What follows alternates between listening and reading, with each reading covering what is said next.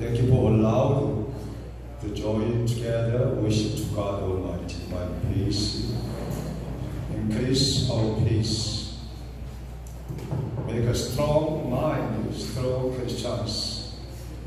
In the name of Jesus Christ, we pray. Say Amen. Amen. Praise God. God will make us strong and courageous this morning.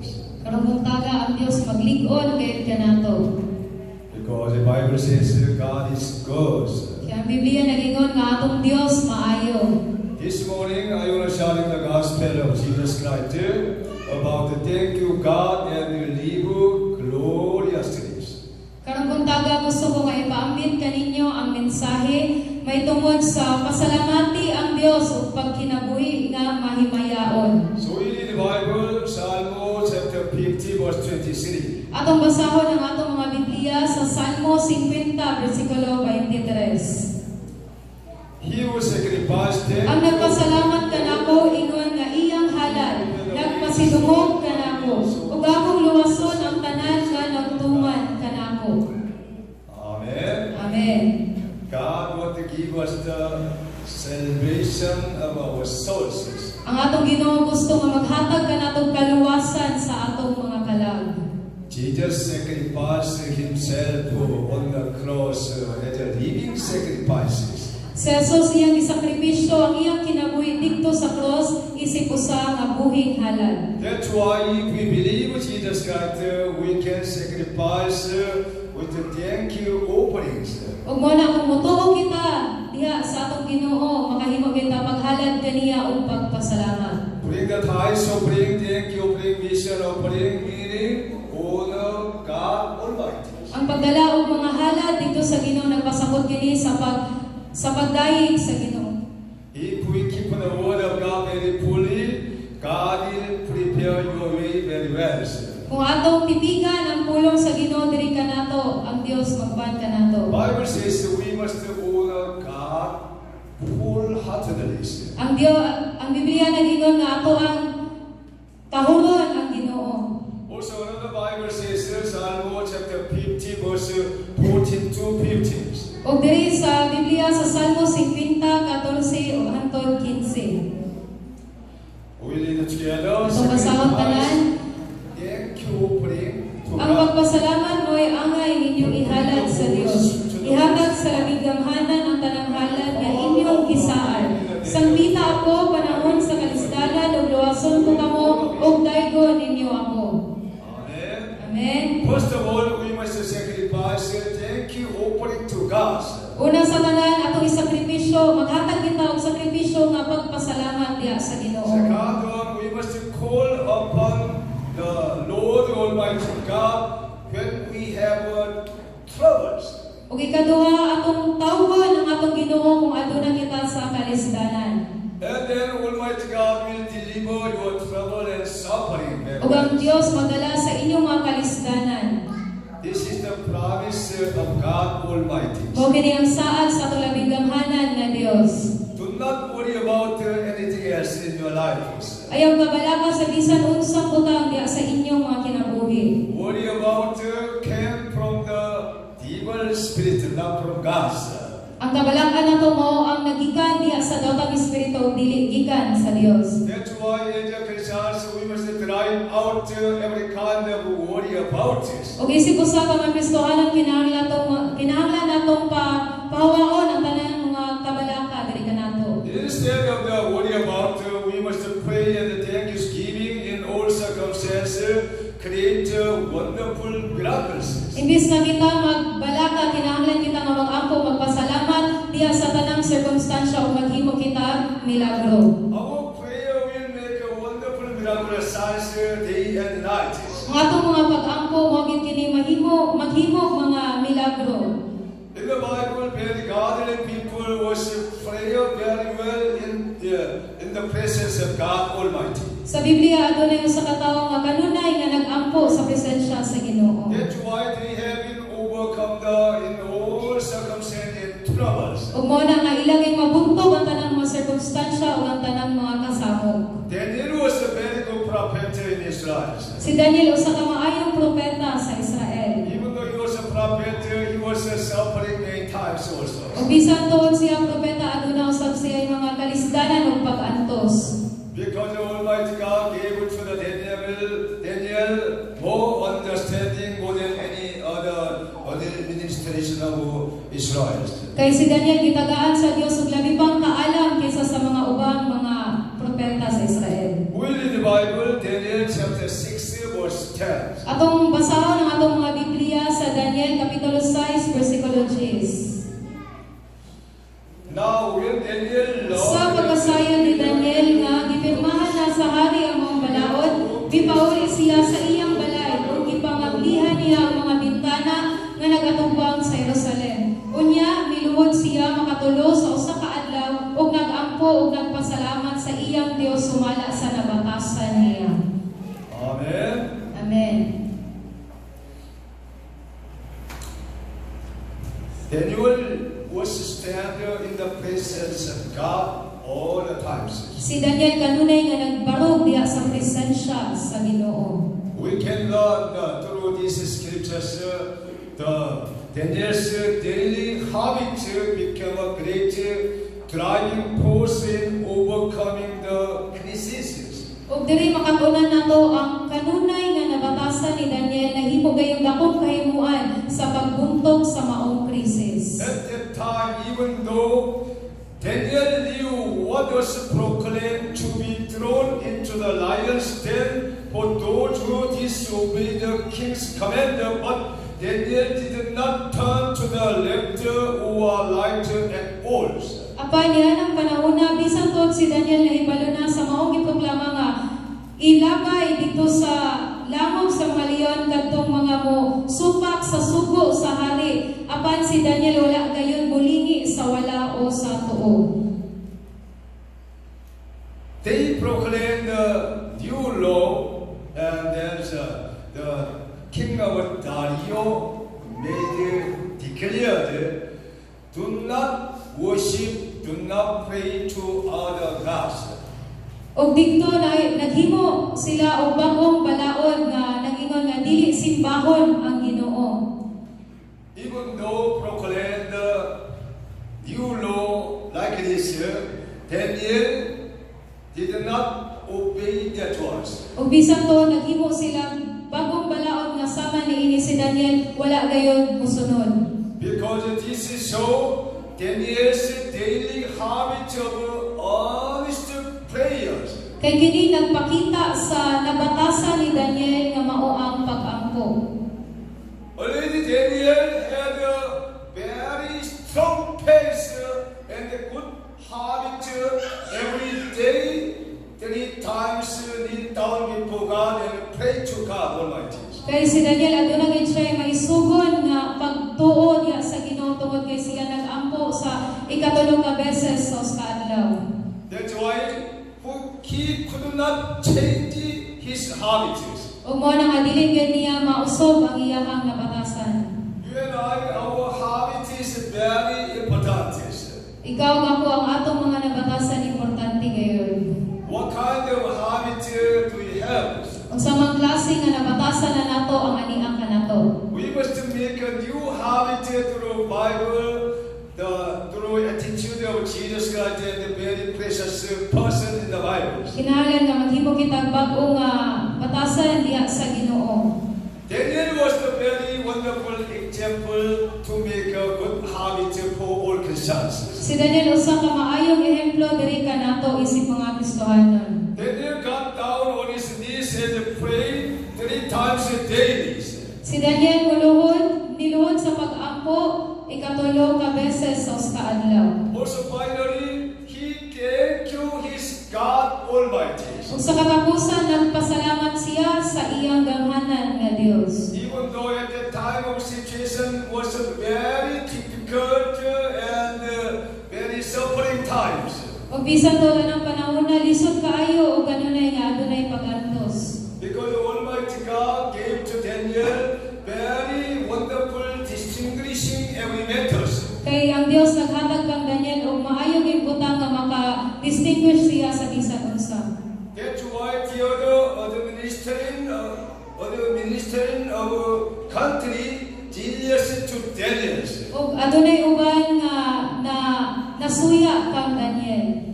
They want to kill Daniel, put into the lion's den. Gusto silang ilang patsyon si Daniel ug ilabay dito sa langob sa mga leon.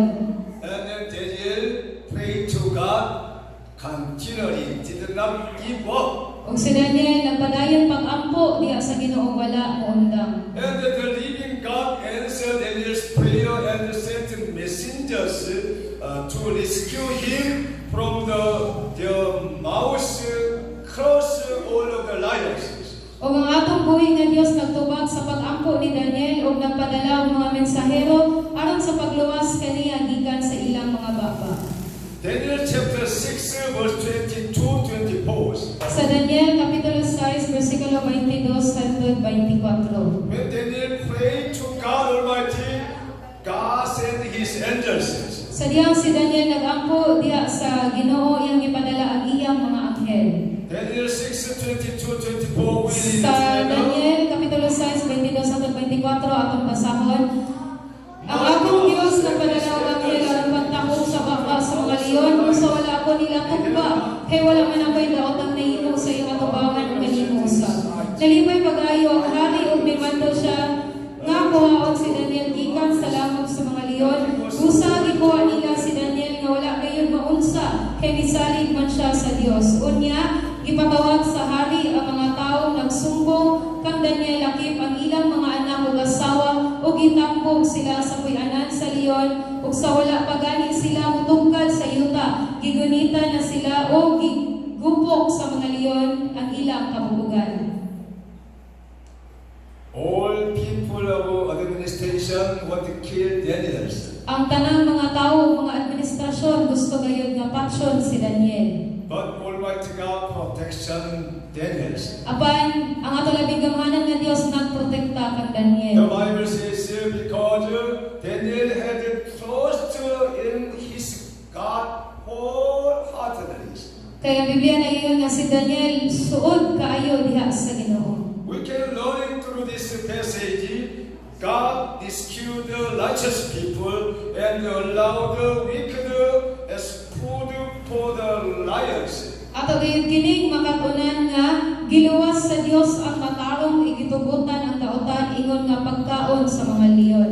God could change the whole situations. God made the victory in Daniel prayers. Ang Dios mao gyud naghimo sa tanang mga sitwasyon ug nga iyang gihatagan og kadaugan si Daniel. Prayer is the very wonderful key changing our situations. O ang pag-ampo mo kini labing yabi aron pag-usob sa atong mga sitwasyon. So if we have any kind of situation, we need to pray to God Almighty. Kung ano na kita nagkalain-lain mga sitwasyon, mag-ampo kita diha sa Ginoo. We must do very fully prayers in our life, and then we'll make a victory, and then God will make a new way for you and I. Kinahanglan kita mapuno sa pag-ampo ug maghimo kita kadaugan diri sa atong mga kinabuhi. Bible promises God rescue the righteous people surely. Kaya ang Ginoo nagsaan nga iya giluwason ang mga matarong. It is absolutely necessary not to bow before any idol or image of the people or animals except for God alone. Mao kini labing importante nga dili gyud kita muyugbo sa bisan unsang mga idolo o mga imahe sa mga tawo o mga hayop kundi ang Ginoo lamang. Daniel had faced strongly. I will not bow down to any kind of idol and statues. Si Daniel aduna gid siya pagtuo nga maisugon nga nag-ingon siya nga dili siya muyugbo sa mga bisan unsang Dios. And then God protection his life very well. O ang Dios mao gyud ang nagprotekta sa iyang kinabuhi. When we keep our pace, God always send His angels to help us and rescue us.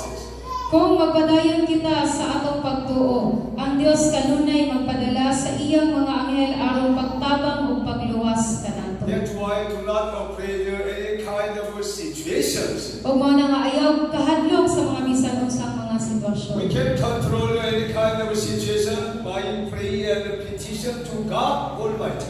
Makontrol nato ang tanang sitwasyon pinaagi gyud sa atong pag-ampo sa Ginoo.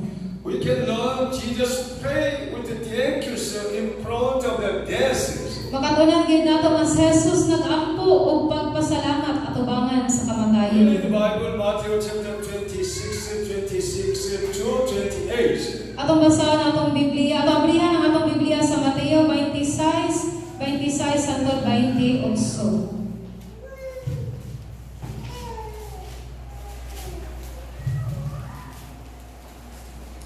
While they were eating, Jesus Samtang nangaon began sila, mikuha si Jesus sa bayan nagpasalamat sa Dios ug gipikas-pikas niya kini ug gihatag sa iyang mga tinunan. Ug milingon siya, dawatan ninyo kini ug kan-a, kini mao ang akong lawas. Unya gikuha niya ang kupa nagpasalamat sa Dios ug gihatag kanila nga nag-ingon. Inom kamong tanan niini, siya miingon. Kini mao ang akong dugo nga nagligon sa kasabutan. Ang akong dugo nga gipaagas alang sa daghan aron sa pagpasaylo sa mga sala. Before Jesus died, suffering and on the cross, he gave thanks to God Almighty, all persons. Sa wala pa namatay si Jesus ug nag-antos iyang gihatag ang iyang kinabuhi sa pagpasalamat. And then Jesus made a new covenant of blood. Ug si Jesus naghimo og bag-ong kasabutan may tungod sa dugo. Jesus made a new covenant for the forgiveness of many people's sins. Si Jesus naghimo og bag-ong kasabutan may tungod sa kapasayloan sa mga sala sa mga tawo. Through belief Jesus sacrifice on the cross, pouring out His blood, we have been healed by your promises. Pinaagi sa pag-ula sa Dios sa iyang dugong sa pagsakripisyo sa iyang lawas aduna gyud kitay kapasayloan. This is the new covenant by made Jesus Christ. Mao kini ang bagong kasabutan nga gihimo sa atong Ginoong Hesus. This is the wonderful promise of God Almighty. Believe. Mao kini ang pinakamanindot nga saad sa atong Dios. And then we'll be healed, we'll be changed, we'll increase our faces. O kita maayo mausab og ato gayong mapatubo ang atong pagtuo. Bible says another one, Philippians chapter 4, verse 6. Sa laing Biblia diri sa Filipos 4:6. Do not be anxious about anything, but in everything by Ayaw prayer kamo and kabalaka sa petition, bisan unsa, kundi pangayuha sa Dios ang inyong gikinahanglan uban ang pagpasalamat sa tanan ninyong pag-ampo. Thanksgiving make a very wonderful miraculous signs in our lives. Ang pagpasalamat makahimo kinig mga maanindot nga mga milagro mga senyales sa atong mga kinabuhi. We must give thanks in all matters, even though bad times, suffering times. O magpasalamat kita sa tanang higayon bisan man sa maayong butang o sa dili maayo. But most of the people do not do that to us. Apan kadaghanan sa mga tao wala gibuhat na. Because of they cannot keep their minds. Tungod kay dili gid nila makontrol ang ilang hunahuna. That's why Bible says, above all, keep our mind from the all kind of situations. Ug mao na nga ang Biblia nagingon nga labaw sa tanan, bantayi ang inyong mga hunahuna sa tanang And then we sitwasyon. can overcome the all situation by prayer and by the grace of God. Ug imo gayong mabuntog ang tanang sitwasyon pinaagi sa grasya sa Ginoo. Beloved believers, do not grumble or sin any kindness. Mga hinigugmang mga magtotoo, ayaw pagpagulgol o pagpakasala. Because grumble and sin come from the evil spirit Satan. Kaya ang pagpagulgol o pagpakasala nagikan gayon ni Satanas. When we have a mind of grumble and sins, we must immediately drive out. Kung ato na kita una sa pagpagulgol o pagpakasala kinahanglan nato ning walaon. Do not delay about drive out that to us. Ayaw bilangaya sa pagpahawa. This is very important. Kay kini importante gayon. If you want to drive out like the evil spirit schemes, we must understanding very well about distinguish very well about evil or good. Kung gusto kita nga atong mabugaw ang kanang ugaw nga espiritu, mo atong espiritu sa atong una-una kinahanglan kabalo sa maayo ug sa dili maayo. When we trust in the studying Bible, Almighty God will give us the very wonderful insight to distinguish the very words. Kay kung magsugod kita sa pagbasa sa Biblia, ang atong Ginoo maghatag gayud og manindot nga panguna-una sa pagkabalo sa maayo sa dili maayo. That's why studying Bible, meditate the Bible is the very important matters in our life. Mo na nga ang pagtuon sa Biblia ug pagpamalandong niini mo kini labing importante. We must be using our time, talent, and money for understanding Bible, meditate the Bible is most important matters. Kinahanglan nga atong gamiton ang atong oras sa pagtuon ug pagpamalandong sa pulong sa Ginoo. And then your faith increase, and then you can distinguish the very well, like Daniel says. O ang atong mga pagtuon motubo gayud ug makabalo kita sa tanang butang pareha kang Daniel. And then we'll never complain. O dili kita magbagulbol. We'll never make a sin again. O dili kita magpakasala. We can live a holy life, a purified life. O kinabuhi kita og malaan nga kinabuhi. We read the Bible, 1 Corinthians chapter 10, verse 8 to 10. Atong basahon ang atong mga Biblia sa unang Korinto 10:8 hangtod 10. We read it together. We should not commit sexual Dili immorality. kita makihilawas ingon sa gibuhat sa pipila kanila. Usa nangamatay We should not taste kanila sulod sa usa ka adlaw lamang. Dili nato sulayan ang Ginoo sama sa gibuhat sa pipila kanila. Usa ipamatay sila sa mga bitin. Ayaw kamo pagpagulbol sama sa mga gibuhat sa pipila kanila nga gilaglag sa anghel sa kamatayon tungod niini. Amen. We must be very careful reading, understanding Bibles. Kinahanglan kita nga magbantay sa pagbasa o pagsabot sa Biblia. Bible says we should not commit sexual immoralities. Ang Biblia nagingon nga dili kita makighilawas. Many people committed sin about sexual immoralities. Ug daghan sa mga tao ang nagbuhat niini. This is the very dangerous sin in God Almighty. Usa kini ka kahadlukan gayud nga sala diha sa Ginoo. So we must protection our life very clearly through the word of God and the prayers. Kinahanglan nga atong protektahan ang atong mga kinabuhi pag-ayo diha sa pulong sa Ginoo. Bible says through the commit sexual immorality within one day 23,000 of the people dies. O diri sa Biblia nag-ingon nga tungod sa ilang pakikhilawas 23,000 kanila ang namatay sa usa ka adlaw lamang. This is the real story in Israel. Usa kini ka tinuod nga istorya dito sa Israel. 23,000 people is very too much numbers. 23,000 dako na kaayo kini. Within one day, people die 23,000. Sulod lamang sa usa ka adlaw 23,000 ang gipatay. Because of that, they committed sexual immoralities. Tungod kay nakighilawas sila. So we must be careful to do anything else. O kinahanglan nga magbantay kita sa tanan natong mga gibuhat. Also, we should not test the Lord as some of them did and were killed by snakes. Usa po dili nato sulayan ang Ginoo sama sa gibuhat sa pipila kanila busa gipamatay sila sa mga bitin. And do not grumble as some of them did and were killed by the destroying angels. O ayaw kamo pagbagulbol sama sa gibuhat sa pipila kanila nga gilaglag sa anghel sa kamatayon tungod niini. Our God is very good, loving the people very well. Ang atong Dios maayo kayo ug nagigugma sa tanang mga katawhan. Why God send the destroying angel kill the peoples? O nga naman nga gipadala sa Dios ang anghel sa kamatayon aron sa paglaglag sa mga katawhan. The Bible says some of them grumble to God and the peoples. Kaya ang Biblia nagingon nga pipila kanila ang nagpagulbol diha sa Ginoo. So we must be careful to speak and take a mind anything else. O kinahanglan nga magbantay kita sa pagsulti o ato kiniibutan sa atong mga una-una. Because our God search our heart very well. Kaya atong Dios nagsusi kayo sa atong mga kasing-kasing. We can see our face when we see the mirrors. Makita nato ang atong mga nawong kung matuwang kita sa salamin. So our mirrors show our face very well.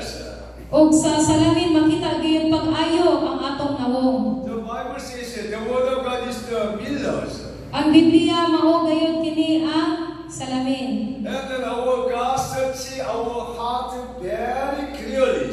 Ug ang atong Dios magsusi kayo sa atong mga kasing-kasing. We cannot hide ourselves in the presence of God. Dili gyud nato mataguan ang atong kaugalingon diha sa presensya sa Ginoo. So we must be careful to doing anything else all the time. Ug mao na nga magbantay kita sa atong mga pagabuhaton sa tanang butang.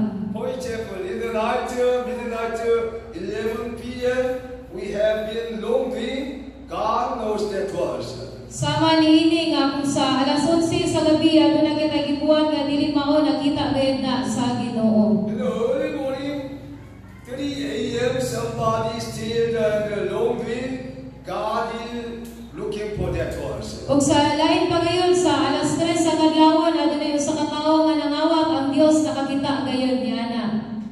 Likewise, we cannot hide everything in the presence of God Almighty. Ug sama niana dili gyud nato matago ang atong kaugalingon ug bisan unsang butang sa presensya sa Ginoo. God is present everywhere, wherever we are. Kaya ang Dios anaa sa bisag asa. That's why we must understanding what the Bible tells us.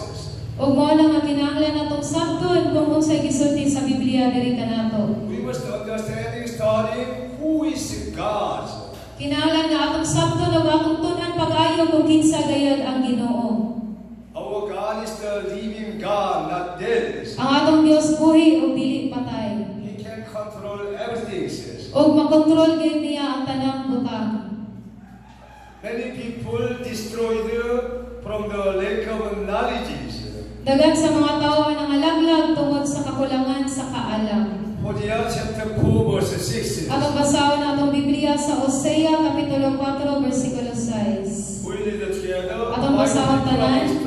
Malaglag ang akong pangawan tungod kay wala ako ninyo ilha.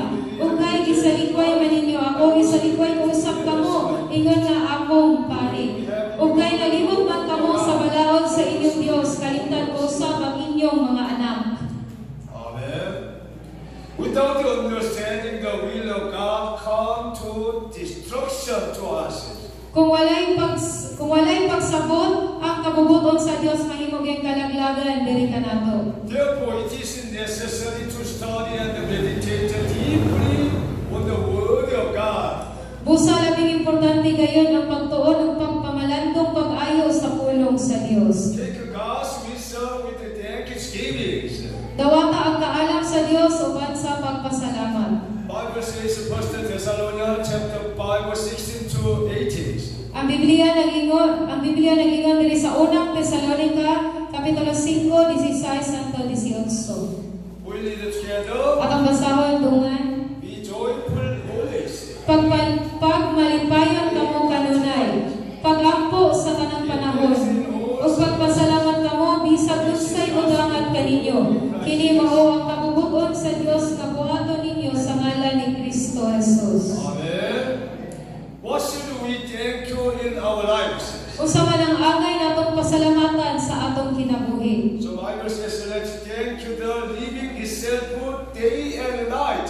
Ang Biblia nagingon nga magpasalamat kita kay buhi kita adlaw ug gabi. We are living here.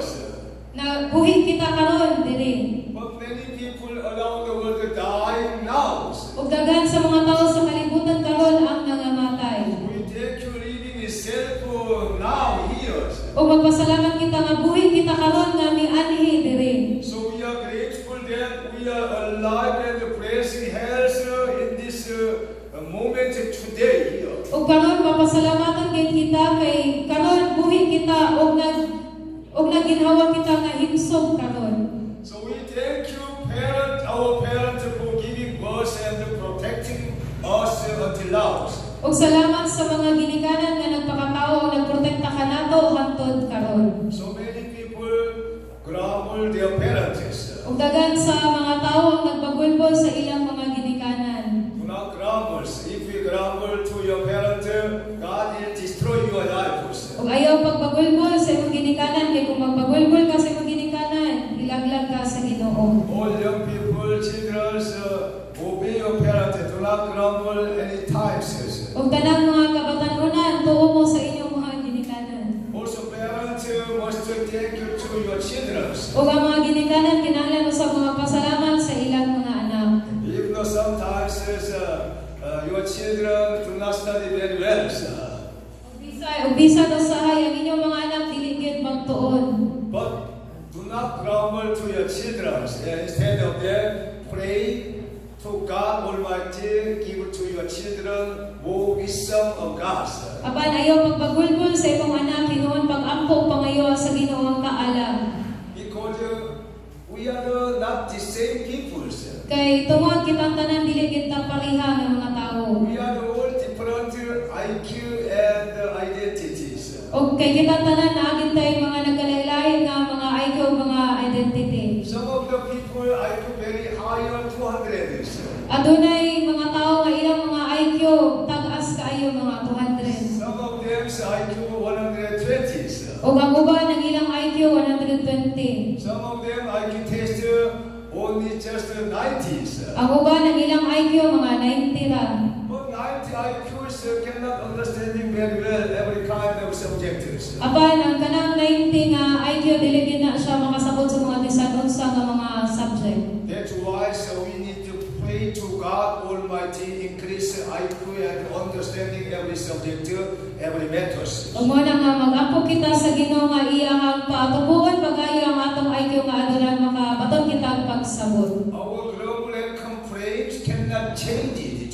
Kaya ang atong pagbagulbol dili gid na siya makausab ni ana. Only Almighty God can change our IQ and our identities. Kay ang Dios lamang ang makapausab sa ato ang mga IQ sa atong mga kinaiya.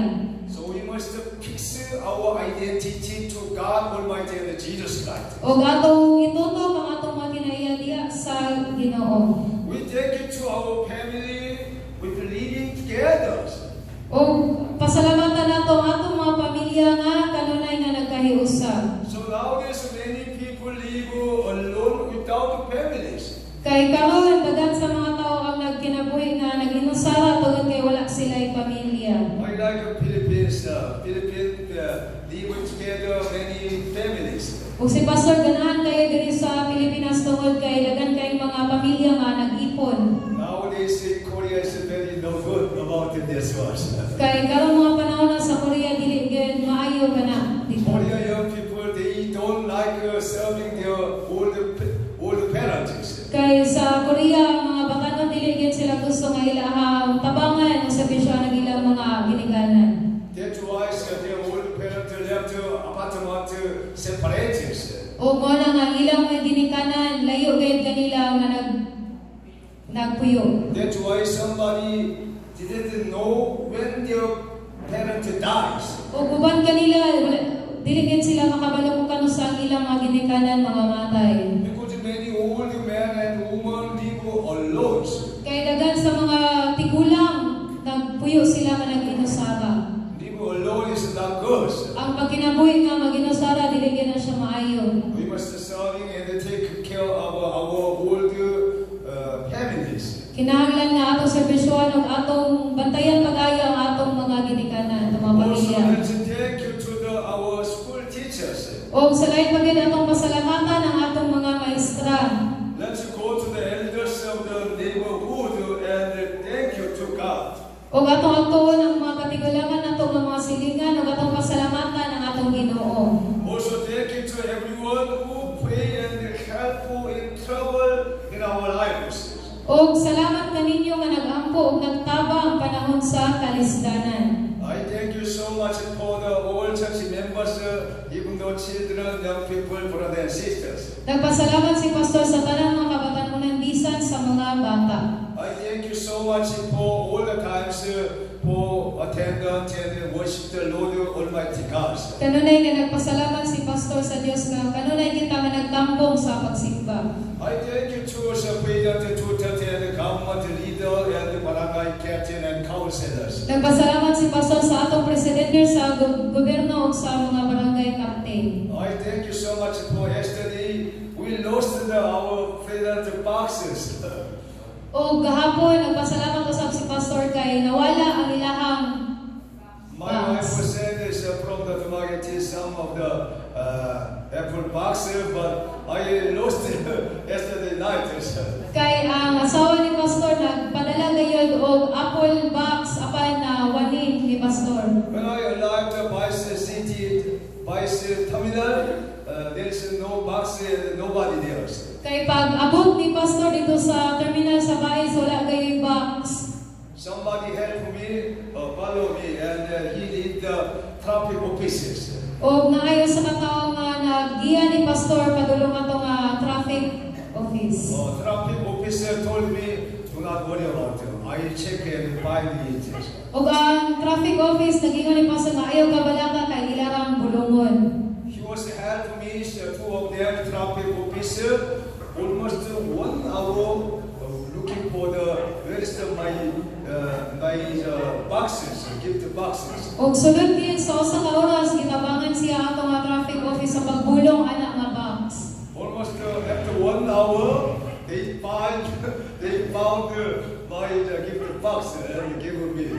Og sulod sa usa ka oras ilagim nakaplagan ang apple box ug gihatag ni Pastor. Because of I prepared the boxes presented to barangay office in Bulong. Kay giadlong kana ni Pastor isip usa ka pasalamat ngadto sa barangay captain sa Bulon. Because they provide water line, one lines for our Bulong churches. Kay naghatag gid sila og usa ka water line para sa Bulon nga simbahan. Yesterday when I was praying, Almighty God told me, Pastor Lee, prepare the gift box for barangay offices. Kay gahapon samtang si Pastor nag-ampo ang Dios sa gingon kaniya nga andama ang box. So I thank you for the whole Philippine barangay and the officer very well. Ug mo na nga nagpasalamat gid pag-ayo si Pastor sa tanang mga gobyerno sa Pilipinas sa mga barangay captain. Finally, we thank you the Lord who saved us from sin and death. Ug sa katapusan pasalamatan nato ang atong Dios nga maway nagluwas kanato sa sala ug sa kamatayon. So we must thank you, church leader and the government leaders. O magpasalamat kita sa tanang leader sa simbahan ug sa mga leader sa gobyerno. So let us comfort and encourage one another, share the hope of heaven and live happily. O atong upayon o gasigon ang matag usa ipaambit ang paglaom sa langit ug pagkinabuhi nga malipayon. I am so happy live in the Philippines together with the Filipinos. Malipayon kay si Pastor nga nagpuyo diri sa Pilipinas uban ang mga Pilipino. That's why I want to pray more and more Philippine developing countries. Ug mo na nga si Pastor kanunay nga nag-ampo nga ang Pilipinas mahimugay developing country. Thank you for being together and worshiping the Lord Jesus Christ also. Ug salamat sa imong pag-uban sa pagsimba sa atong Ginoong Hesus. So we must remind this one, 1 Thessalonians chapter 5, 21 to 23. Ato kining hinumduman diri sa unang Tesalonika 5:21 hangtod 22. Test everything. Sugaan ninyo ang tanan, ang pili, ang maayo, ug isalikway ang kautan. May God Himself, the God of peace, Hinaot taga ang Dios maghatag kanatong kalinaw, hingpit nga maghimo kaninyong balaan aron walay makitang salawayon sa libong ninyong pagkatawo sa espiritu kalag ug lawas hangtod sa pag-abot sa atong Ginoong Hesukristo. Amen. We must test everything first. Una sa tanan kinahanglan gid nato kining sutaon. After testing, we must hold on to the good. Ug pagkatapos nato nini pagsuta ato kining ampingan sa maayo. We must avoid every kind of evil things. Ug atong isalikway ang mga bisan unsa nga mga daotan.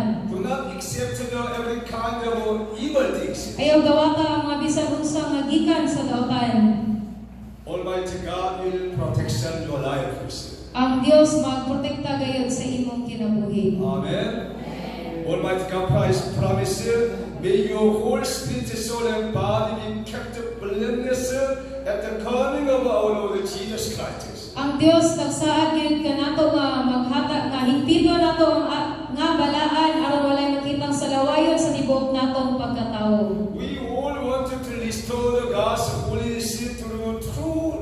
tasks. Kita tanan gusto gayud nato nga ibalik ang pagkabalaan sa atong Ginoo pinaagi sa tinuod nga paghinulsol. Do not compromise with injustice, but pray that you will triumph with the word of Jesus Christ. Ayaw kompromiso sa inustisya apan pag-ampo nga magmadaugon ka pinaagi sa pulong ni Jesus. We all want to be thankful in every way and be peaceful workers in the way evangelism and pray in the image of Jesus Christ. Kita tanan gusto kita nga magpasalamaton sa tanan paagi ug mahimong matinud-anong sulugoon pinaagi sa pagsangyaw ug pag-ampo diha sa imahe ni Jesus. We always look for weak people and help them, and we choose good things in all things and glorify God.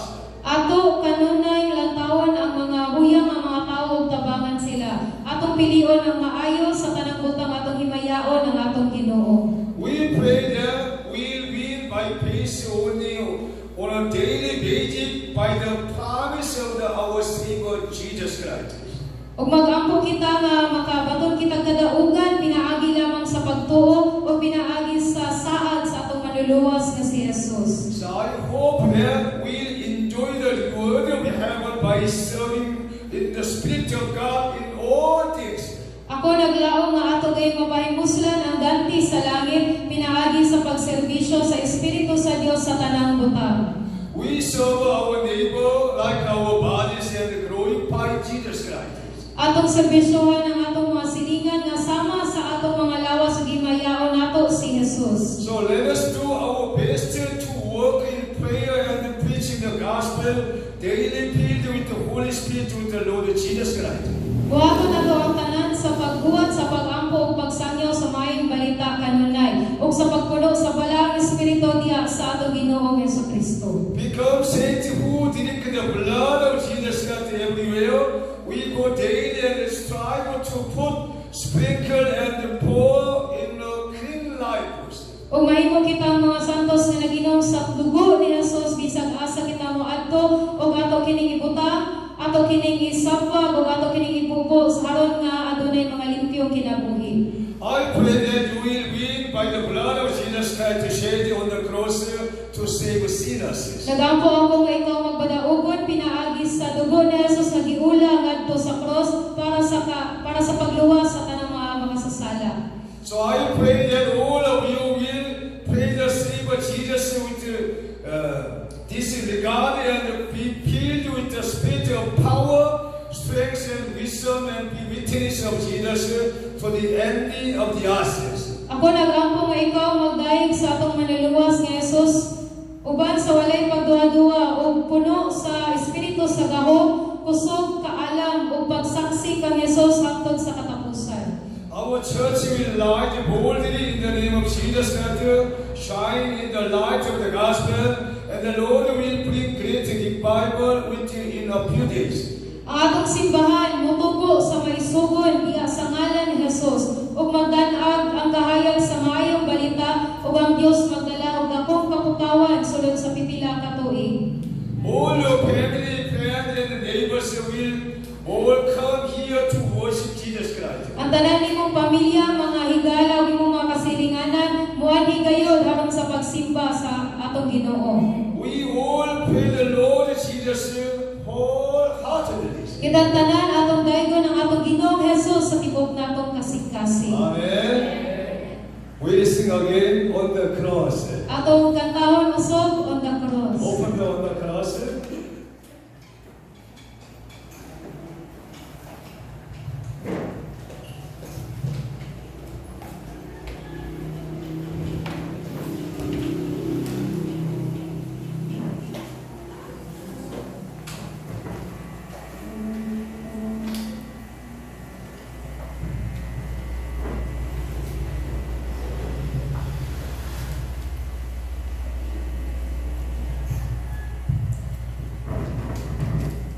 Meditate and think about the meaning of the songs. Very important. Atong pamalandungan ug atong sabton pag-ayo ang gipasabot ani nga kantaha sa cross.